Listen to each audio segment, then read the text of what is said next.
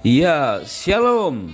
Suami istri, bapak ibu, saudara-saudariku yang sedang mengadakan honeymoon yang kedua, kita sedang belajar dari kesalahan melalui perjalanan-perjalanan yang kita adakan berduaan saja.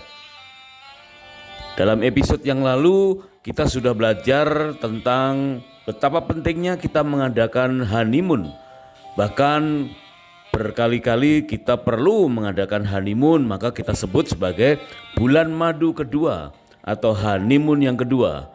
Nah, pada kesempatan mengadakan honeymoon itu, maka kita menyiapkan waktu untuk banyak berbincang-bincang berdua, sharing dari hati ke hati, belajar dari kesalahan yang pernah atau sedang kita lakukan beberapa saat yang lalu, dan kita belajar dari contoh-contoh teladan-teladan, baik teladan yang perlu kita teladani maupun contoh yang tidak perlu kita contoh dari tokoh-tokoh Alkitab yang ada. Karena kita sudah mengenal prinsip bahwa tidak ada satu nama pun di dalam Alkitab yang kita bisa belajar seluruh hidupnya kecuali Tuhan Yesus. Maka kita awali pelajaran kita dari kitab Kejadian yang kita kenal sebagai kitab Beresit, yaitu kitab pada mulanya. Kitab yang mencantumkan awal mula dari berbagai hal, termasuk awal mula nasihat-nasihat tentang pernikahan atau berumah tangga. Kali ini kita akan masuk dalam episode yang ke-28, yaitu dengan tema inikah asal mula halal dan haram. Kemudian kita belajar, bisakah semua ketetapan Tuhan menjadi sikap pribadi kita?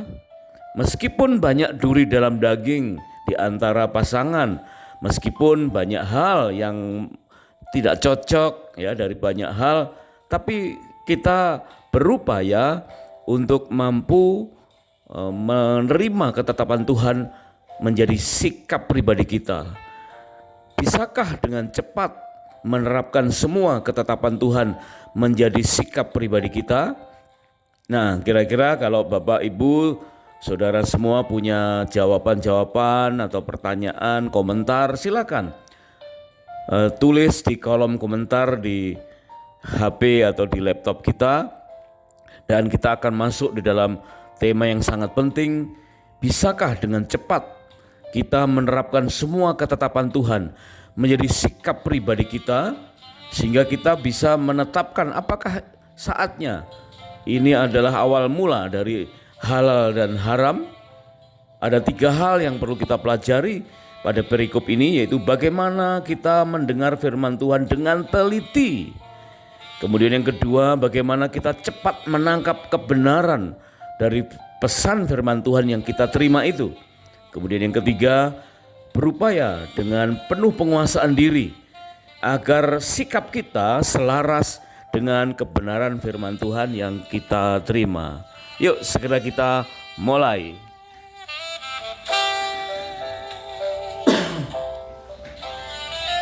Nah, Bapak Ibu suami istri yang sedang mengadakan honeymoon yang kedua, kembali kita mengambil salah satu segmen dalam kehidupan Nabi Nuh sebagai teladan kita. Apa yang Tuhan perintahkan, Nuh melakukannya dengan segenap hati, dengan penuh penguasaan diri. Ketaatan Nuh telah teruji, termasuk tentang penentuan hewan apa saja yang boleh masuk ke dalam bahtera. Di dalam Kejadian pasal yang ke-7 ayat yang kedua dan yang ketiga, firman Tuhan berkata, dari segala binatang yang tahir atau yang tidak haram, haruslah kau ambil 7 pasang, jantan dan pasangannya, atau jantan dan betinanya. Tetapi dari binatang yang tidak tahir atau dari binatang yang haram, hanya 1 pasang, jantan dan pasangannya, atau jantan dan betinanya. Juga dari burung-burung di udara 7 pasang, jantan dan betina, supaya keturunannya tetap hidup, atau supaya terpelihara hidup keturunannya di seluruh muka bumi. Amin, puji Tuhan. Nah, mengapa pada masa honeymoon kedua ini kita harus belajar kembali tentang kisah dari Nabi Nuh, karena kita harus meneladani beberapa hal, yaitu bagaimana Nuh harus mendengar dengan teliti setiap kalimat-kalimat dari firman Tuhan. Nuh harus mendengar firman itu dengan teliti dan berupaya taat melakukannya dengan penuh penguasaan diri. Betapa detail dan rincinya perintah Tuhan tersebut tercermin dari kalimat berikut. Dari segala binatang yang tidak haram, haruslah kau ambil 7 pasang, jantan dan betinanya. Tetapi dari binatang yang haram 1 pasang, jantan dan betinanya. Nah, dari kalimat ini sepintas mungkin kita menduga, mungkin ini awal mula dari pikiran kita tentang makanan yang halal dan yang haram, yang boleh atau tidak boleh kita makan. Nah, namun melalui teladan Nuh ini, mari kita belajar apakah benar hal demikian itu sesuai dengan pikiran kita tentang makanan yang boleh atau tidak boleh kita makan. Ada kriteria tertentu dari binatang-binatang tersebut, yaitu dengan jumlah yang berbeda dan harus berpasangan. Ketetapan tentang harus berpasangan menunjukkan bahwa Tuhan sangat peduli dengan kelangsungan kehidupan. Maka kemudian menyusul kalimat, juga dari burung-burung di udara 7 pasang, jantan dan betina, supaya terpelihara hidup keturunannya di seluruh muka bumi. Mari kita perhatikan teladan Nabi Nuh dalam memaknai perintah Tuhan tersebut tentang binatang apa saja dan berapa jumlahnya, baik yang tidak haram maupun yang haram. Selain tentang jumlah, di sini kita akan belajar tentang hal-hal yang bersifat antagonis, saling bertolak belakang. Pengertian akan hal demikian akan berpengaruh secara positif atau bahkan secara negatif bagi pernikahan kita, karena sering kita menganggapnya sebagai duri dalam daging, sebagai suatu penghalang yang tidak mengenakkan perasaan kita. Adanya silang pendapat di dalam hati setiap pribadi yang berpotensi memicu konflik dengan pasangan dan mengikis penguasaan diri berapapun usia pernikahan kita. Maka diperlukan komunikasi yang baik di antara pasangan dengan ketelitian dalam mendengar dan memaknai setiap perkataan Tuhan. Pentingnya kebersamaan dengan pasangan dalam merenungkan ketetapan Tuhan secara detail dan terperinci, kemudian mentaatinya. Bapak, Ibu, suami istri yang sedang mengadakan honeymoon yang kedua, marilah kita siap belajar dari kesalahan yang ada. Dan melalui bulan madu kedua ini diperlukan waktu dan perhatian yang cukup untuk merenungkan dan bersepakat untuk mengadakan komitmen bersama dengan sikap hati yang murni dan benar. Pengertian-pengertian baru yang bersifat antagonis dari kisah Nabi Nuh ini terdapat dalam beberapa perikop yang nanti kita akan pelajari. Dan yang pertama untuk episode yang kali ini yaitu ketetapan Tuhan menjadi sikap pribadi kita. Ya, ketetapan Tuhan biarlah segera menjadi sikap pribadi kita. Meskipun ada banyak tanda tanya, meskipun ada unsur berat melakukannya, terdapat ketetapan-ketetapan yang harus diperhatikan oleh Nabi Nuh. Antara lain bahwa tidak semua diperbolehkan masuk ke dalam bahtera. Sekalipun ukuran bahtera tergolong besar. Menurut catatan dalam Alkitab Penuntun Hidup Berkelimpahan, dalam halaman yang ke-17, tertulis bahwa bahtera Nuh itu dilukiskan sebagai berkemampuan angkut yang sangat besar, berkapasitas sama dengan 300 gerbong barang kereta api. Namun sebesar apapun bahtera yang dipersiapkan oleh Nabi Nuh, tentu kapasitasnya tidak akan cukup memadai jika seluruh binatang di bumi ini diperbolehkan masuk. Padahal siapapun yang tidak masuk ke dalam bahtera akan musnah semuanya, termasuk manusia. Hal ini berarti Tuhan menerapkan prioritas sesuai dengan isi hati Tuhan. Perhatikan, ada prioritas, suatu prioritas dengan tujuan tertentu yang mungkin bertolak belakang dengan pengertian kita pada umumnya, yang seolah-olah sebagai sesuatu yang bersifat antagonis dan bertolak belakang. Siapapun yang diperbolehkan masuk ke dalam bahtera berarti sedang menyandang maksud Tuhan, menyandang maksud tertentu dari Tuhan. Ada ketetapan Tuhan yang sedang berlangsung baginya, sekalipun itu terhadap hewan atau binatang, terlebih bagi manusia. Masuk bahtera karena menyandang maksud Tuhan, termasuk hewan yang tahir maupun yang tidak tahir. Setiap yang diizinkan oleh Tuhan untuk memasuki bahtera pasti mempunyai tujuan ilahi. Tuhan perintahkan agar Nabi Nuh memasukkan binatang yang tidak haram sebanyak 7 pasang dan binatang yang haram 1 pasang saja. Mengapa harus ada yang tidak haram dan yang haram? Mengapa tidak semua yang halal saja? Mengapa harus dibedakan jumlahnya? Ada yang hanya 1 pasang saja dan ada yang harus 7 pasang. Hal ini adalah salah satu contoh suatu peraturan yang menjadi ketetapan Tuhan dan yang sering agak sulit untuk kita fahami. Ketetapan Tuhan yang sering agak sulit untuk kita fahami karena mengundang pengertian yang bersifat antagonis, bertolak belakang, dan jauh dari sikap pribadi sebagian besar kita. Dengan cepat kita akan mempertanyakan tentang apa yang boleh dan apa yang tidak boleh untuk kita makan.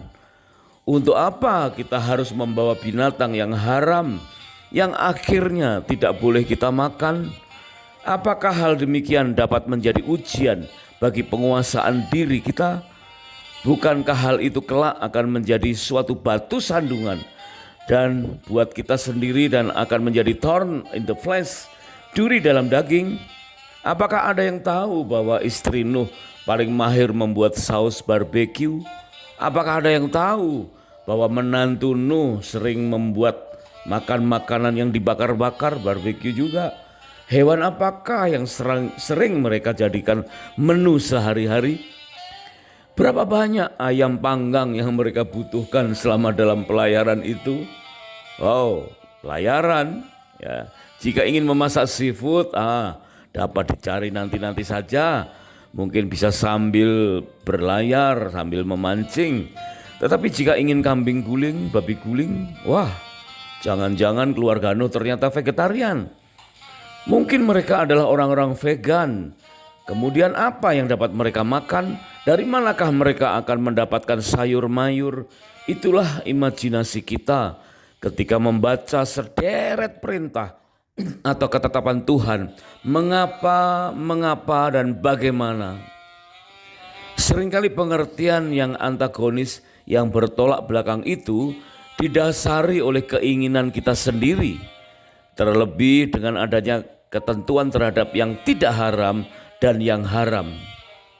Perlu kita perhatikan bahwa pada perikop ini di dalam Alkitab tidak sekalipun tertulis istilah tentang sesuatu yang halal.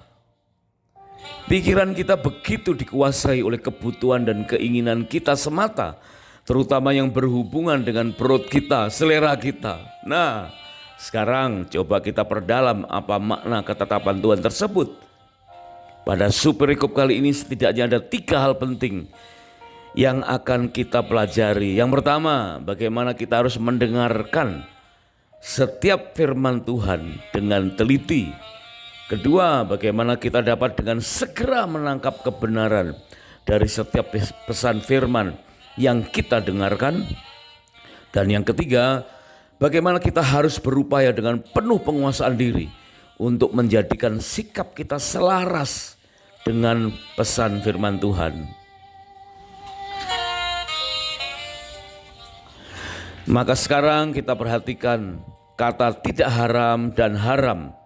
Dalam kamus Ishword yang memakai bahasa Hebrew dengan huruf tahor atau tahir atau tahari, sehingga sering diterjemahkan dalam bahasa Indonesia sebagai tahir. Kata tahir sering diterjemahkan dengan istilah tidak najis.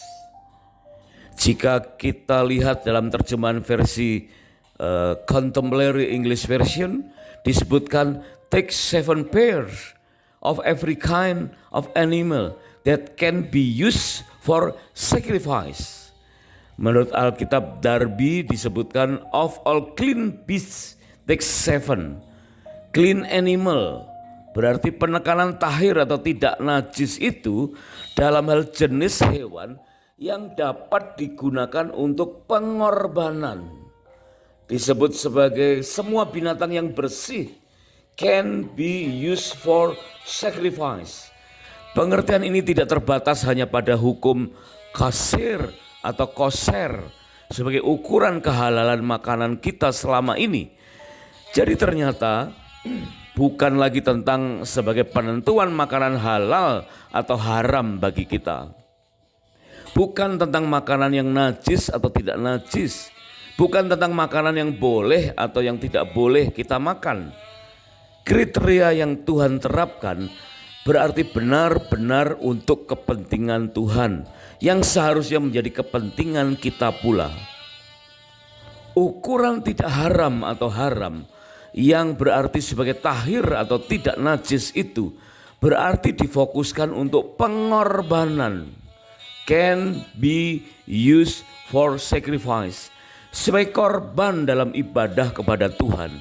Benar-benar inilah ketetapan Tuhan untuk kepentingan Tuhan. Dan dapatkah hal ini menjadi sikap kita? Inilah komitmen yang harus kita ambil selagi kita mengadakan bulan madu kedua. Benar-benar diperlukan kebersamaan dengan pasangan dalam pengertian bahwa ketetapan Tuhan hendaknya kita terima sebagai sikap pribadi bersama pasangan. Apa yang Tuhan larang jangan menjadi kesukaan kita lagi. Apa yang Tuhan suruh atau diperbolehkan hendaknya akan menjadi kesukaan kita pula. Itu semua menunjukkan betapa pentingnya kemampuan untuk penguasaan diri dan memahami segenap kebenaran dalam perintah Tuhan. Jangan kita khawatir dengan apa yang boleh dan tidak boleh kita makan. Jangan takut seolah itu akan menjadi batu sandungan atau menjadi duri dalam daging di kemudian hari. Fokus kita adalah menyukai Tauratnya, menyukai ketetapannya, sehingga menjadi sikap hidup kita berdua dengan pasangan. Sebagaimana nasihat dalam beberapa kalimat dalam Mazmur 1, Mazmur 19, Mazmur 31 dan Mazmur pasal yang ke-119 dikatakan, berbahagialah orang yang kesukaannya ialah Taurat Tuhan, merenungkan siang dan malam. Taurat Tuhan itu sempurna, menyegarkan jiwa, memberikan hikmat kepada orang yang tak berpengalaman. Langkah-langkahnya tidak goyah. Aku suka melakukan kehendak-Mu, Taurat-Mu ada dalam lubuk hatiku. Berbahagialah orang yang hidupnya tidak bercela, yang hidup menurut Taurat Tuhan. Taurat-Mu adalah kegemaranku, betapa ku cintai Taurat-Mu.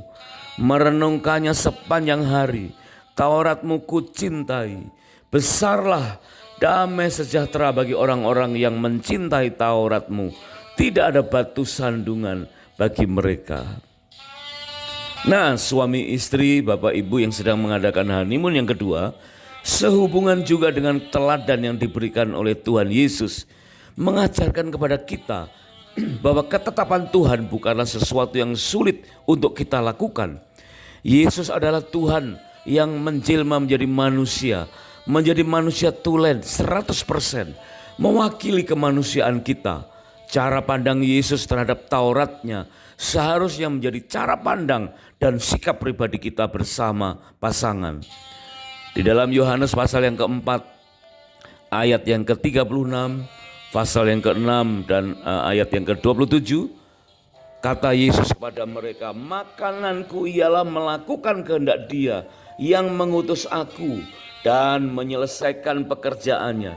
Bekerjalah bukan untuk makanan yang akan binasa, melainkan untuk makanan yang bertahan sampai kepada hidup yang kekal.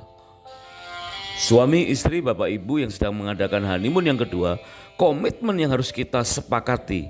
Suami istri harus sepakat bahwa ketetapan Tuhan hendaknya kita terima sebagai sikap pribadi bersama. Entahkah ketetapan Tuhan itu termasuk perintah atau hal-hal yang nampak sulit ataupun nampak mudah, jadikanlah itu semua sebagai sikap pribadi kita. Ketetapan atau perintah-perintah Bapa di surga bagi Yesus dianggap sebagai makanan, sesuatu yang menjadi kebutuhan kita setiap hari. Dari hal tersebut terjawablah sudah mengapa Yesus tetap menguasai diri dan tidak terpancing untuk mengubah batu menjadi roti dalam Matius pasal 4 ayat yang ketiga dan 4 saat Yesus menghadapi pencobaan di padang gurun. Padahal Yesus baru saja mengakhiri puasa selama 40 hari dan 40 malam. Tidak makan dan tidak minum. Betapa sangat lapar dan haus. Wajarlah seandainya roti dianggap sebagai kebutuhan utama. Yesus mengajarkan kepada kita apa yang seharusnya menjadi prioritas kita, yaitu ketetapan Tuhan yang harus menjadi sikap pribadi kita. Melakukan kehendak Tuhan dan menyelesaikan pekerjaannya harus kita anggap sebagai makanan sehari-hari.